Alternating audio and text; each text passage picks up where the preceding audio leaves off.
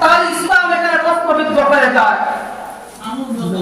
আর এই সুযোগটাকে কাজে লাগিয়ে পশ্চিমারা আমাদের ভিতরে সমস্ত অপসংস্কৃতিকে ঢুকিয়ে দিয়েছে। ঠিক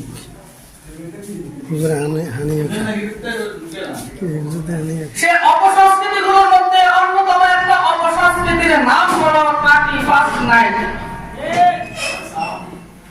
এই অপসংস্কৃতি সম্পর্কে জানতে হলে আপনাদেরকে পিছনের একটি ইতিহাস জানতে হবে।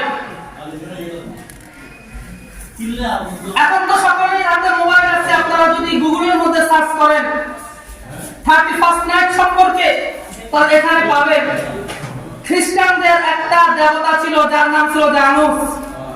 তার দুইটা মুখ ছিল, একটা মুখ সামনের দিকে আর একটা মুখ পিছনের দিকে। যখন 31শে ডিসেম্বর আসতো, 31শে ডিসেম্বর আসার পরে তারা ওই মূর্তির সামনের মুখের কাছে যেত।